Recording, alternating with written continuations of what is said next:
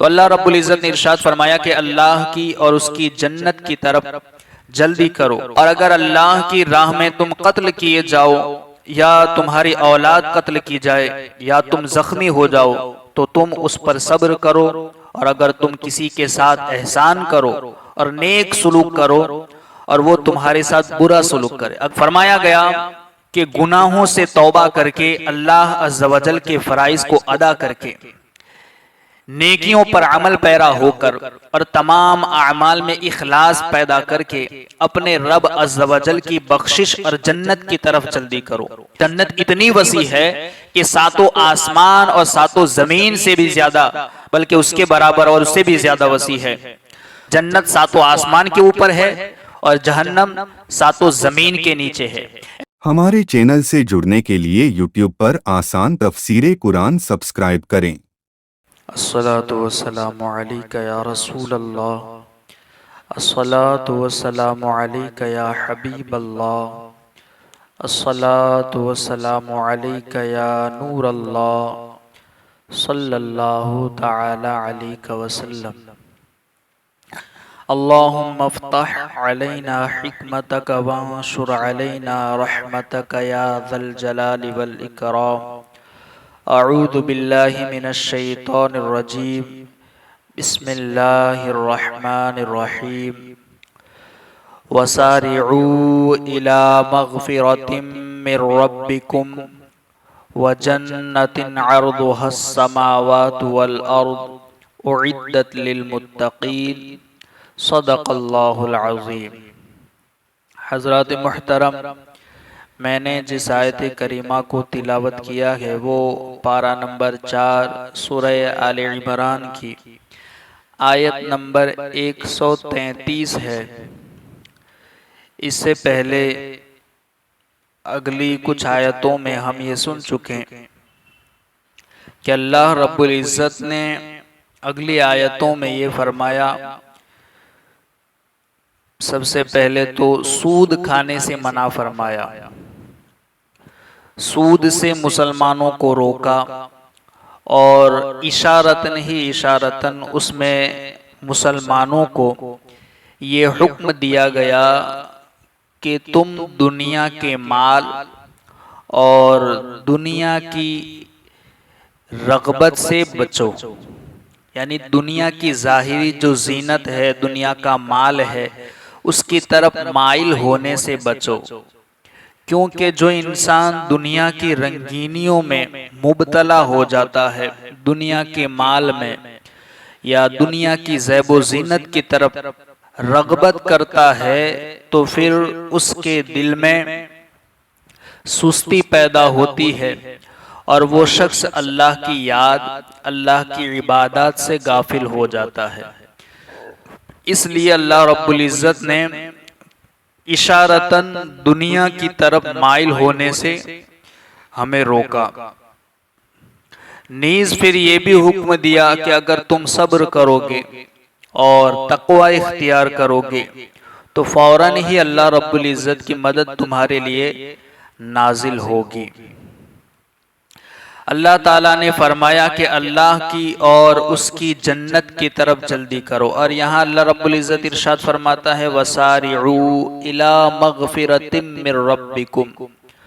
اور اللہ یعنی اپنے رب کی بخشش کی طرف جلدی کرو، وَجَنَّةٍ عَرْضُهَا السَّمَاوَاتُ وَالْأَرْضُ، اور اس جنت کی طرف جس کی وسعت آسمانوں اور زمینوں کے برابر ہے، اس کی طرف جلدی کرو، اعدت للمتقین، اور وہ پرہیزگاروں کے لیے تیار کی گئی ہے۔ تو اللہ رب العزت نے ارشاد فرمایا کہ اللہ کی اور اس کی جنت کی طرف جلدی کرو اور دنیا کی رنگینیوں اور اس کے مال و متاع میں رغبت نہ کرو، اور اگر اللہ کی راہ میں تم قتل کیے جاؤ یا تمہاری اولاد قتل کی جائے یا تم زخمی ہو جاؤ تو تم اس پر صبر کرو، اور اگر تم کسی کے ساتھ احسان کرو اور نیک سلوک کرو اور وہ تمہارے ساتھ برا سلوک کرے، اگر تم کسی کے ساتھ احسان کرو، اچھا سلوک کرو، اگرچہ وہ تمہارے ساتھ برا سلوک کرے تو تم اپنا غصہ ضبط کر لو۔ اگر وہ تمہارے ساتھ برا سلوک کرے تمہارے اچھے سلوک کے بدلے میں تو تم اپنا غصہ ضبط کر لو، اسے معاف کر دو، بلکہ اس کے ساتھ احسان کرو، جس طرح کفار نے جنگ احد میں نبی کریم صلی اللہ تعالی علیہ وسلم کے محبوب چچا کو شہید کیا، یعنی حضرت حمزہ کو محبوب چچا کو شہید کیا، اور فتح مکہ کے موقع پر جب وہ نبی کریم صلی اللہ علیہ وسلم کے سامنے پیش کیے گئے جبکہ وہ مغلوب تھے، انہیں پکڑ لیا گیا تھا، مگر نبی کریم صلی اللہ علیہ وسلم نے ان سے بدلہ لینے پر، اللہ کے رسول ان پر بدلہ لینے پر قادر بھی تھے، مگر بدلہ لیا نہیں، بلکہ ان تمام کو اللہ کے رسول نے معاف فرما دیا اور اپنا غصہ ضبط کر لیا، ان کو معاف کر دیا اور ان سب کو آزاد کر دیا۔ تو اگر یہی ہمیں اللہ رب العزت بتانا چاہتا ہے کہ اگر تم صبر کرو گے اور تقوی اختیار کرو گے تو اللہ رب العزت کی مدد فوراً ہی نازل ہوگی، اور اسی ضمن میں ہمیں یہ بھی بتایا گیا کہ تم اللہ رب العزت کی بخشش کی طرف جلدی کرو۔ اب اللہ کی بخشش کس میں ہے؟ اللہ کی بخشش کیا ہے؟ تو اس چیز کی طرف جلدی کرو جس سے تمہیں اپنے رب کی مغفرت حاصل ہو۔ اس چیز کی، اب اس کی مغفرت کہاں ہے؟ اللہ کی عبادات میں ہے، اللہ کے احکام پر عمل کرنے میں ہے، ان تمام چیزوں سے رک جانے میں ہے جن سے اللہ نے منع فرمایا ہے۔ رب کی مغفرت اس کے احکام پر عمل کرنے سے حاصل ہوتی ہے، اور جن کاموں سے اس نے منع کیا ہے اس سے باز رہنے سے حاصل ہوتی ہے۔ امام رازی نے لکھا ہے اور مفسرین نے اس کی کئی تفسیریں کی ہیں، حضرت ابن عباس رضی اللہ تعالیٰ عنہ نے فرمایا وَسَارِعُوا إِلَىٰ مَغْفِرَةٍ مِّن رَبِّكُمْ کہ اپنے رب کی بخشش کی طرف جلدی کرو۔ اس سے مراد یہ ہے کہ اسلام کی طرف جلدی کرو، کیونکہ وہ اللہ تعالیٰ کی مغفرت اور اس کی جنت کی حصول کا ذریعہ ہے، دین اسلام۔ مولا کائنات علی المرتضیٰ رضی اللہ تعالیٰ عنہ نے فرمایا اس سے مراد فرائض کی ادائیگی ہے، یعنی تم اللہ نے جو چیزیں فرض کی ہیں ان فرائض کی ادائیگی میں جلدی کرو۔ حضرت عثمان غنی رضی اللہ تعالیٰ عنہ نے فرمایا کہ اس سے مراد اخلاص ہے، اس میں جلدی کرو۔ حضرت اور ابو العالیہ نے کہا کہ اس سے مراد ہجرت ہے، ضحاک نے کہا کہ جہاد ہے، سعید بن جبیر نے کہا کہ تکبیر اولیٰ ہے، یعنی نماز کی جو تکبیر اولیٰ ہے وہ ہے، اکرمہ نے کہا کہ تمام عبادات ہیں، اسم نے کہا توبہ ہے، یعنی بہت سی تفسیر ہیں جنہیں مفسرین نے الگ الگ اپنی رائے قائم کی ہے۔ بہرحال جتنی بھی چیزیں ہیں، چاہے وہ اسلام ہو، چاہے وہ اللہ کی عبادات ہو، چاہے وہ اللہ کے احکام ہو، چاہے وہ صبر ہو، ہجرت ہو، جہاد ہو، تکبیر اولیٰ ہو، ان تمام چیزوں کی طرف کیا ہے؟ جلدی کرو۔ اگر تم اس کی طرف مائل ہوگے تو تمہیں اللہ رب العزت کی بخشش اور مغفرت حاصل ہو جائے گی۔ فرمایا گیا کہ گناہوں سے توبہ کر کے، اللہ عز و جل کے فرائض کو ادا کر کے، نیکیوں پر عمل پیرا ہو کر اور تمام اعمال میں اخلاص پیدا کر کے اپنے رب عز و جل کی بخشش اور جنت کی طرف جلدی کرو۔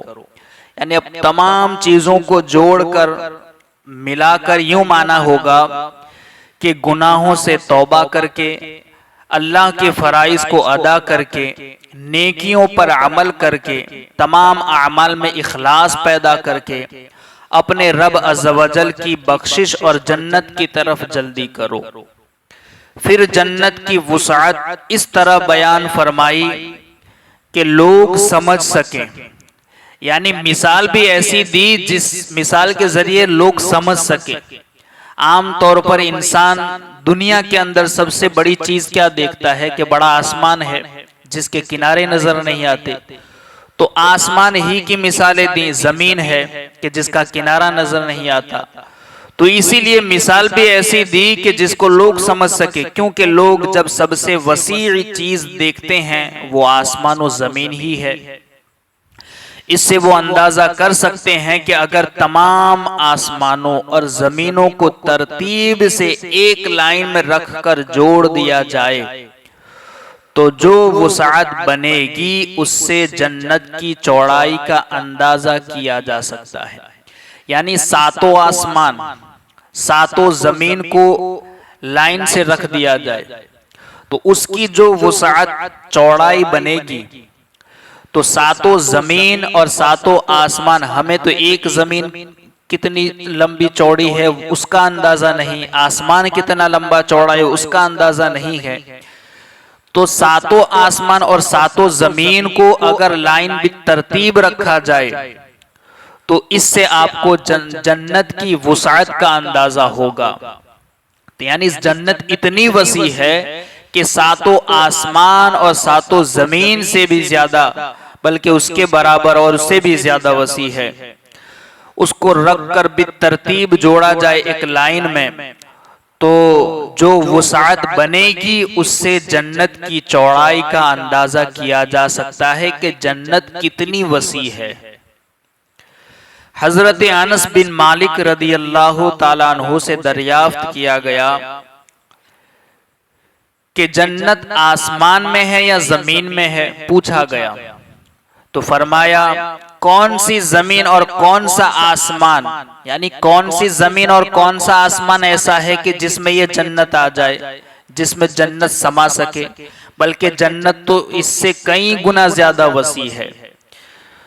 عرض کیا گیا پھر کہاں ہے؟ فرمایا آسمانوں کے اوپر اور عرش کے نیچے ہے۔ جنت کہاں ہے؟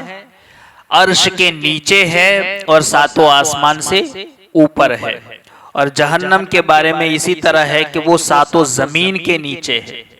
جنت ساتوں آسمان کے اوپر ہے اور جہنم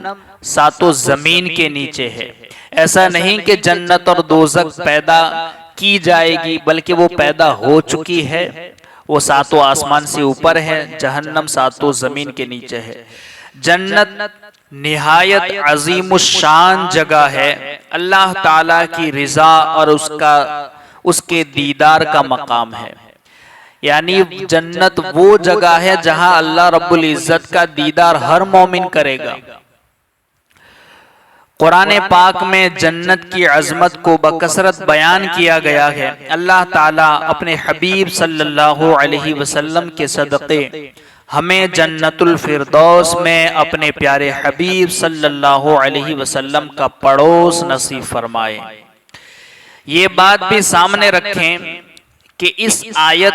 اور اس سے اوپر کی آیت وَاتَّقُوا النَّارَ الَّتِي أُعِدَّتْ لِلْكَافِرِينَ، اور ڈرو اس آگ سے جو کافروں کے لیے جلائی گئی ہے، اور اس میں جنت کا بیان، اس سے پہلے جہنم کی آگ کا بیان، تو اس سے ثابت ہوا کہ جنت و دوزخ پیدا ہو چکی ہیں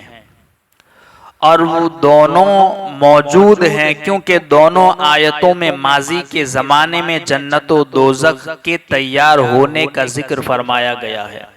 یعنی اسی لیے تو کہا گیا کہ ڈرو اس آگ سے جو کافروں کے لیے تیار کی گئی ہے،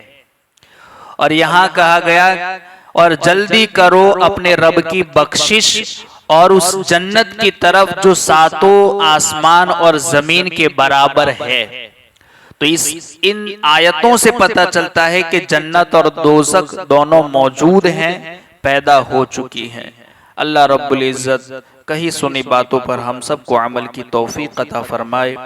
اللہم ربنا نور قلوبنا بالقرآن وزین اخلاقنا بالقرآن ونجنا من النار بالقرآن وادخلنا فی الجنة بالقرآن۔ اللہم ارزقنا تلاوت القرآن، اللہم اہدنا ہدایت القرآن، اللہم ربنا آتنا شفاعت القرآن، وصلی اللہ تعالی علی خیر خلقہ ونور عرشہ محمد وعلی آلہ واصحابہ اجمعین برحمتک یا ارحم الراحمین۔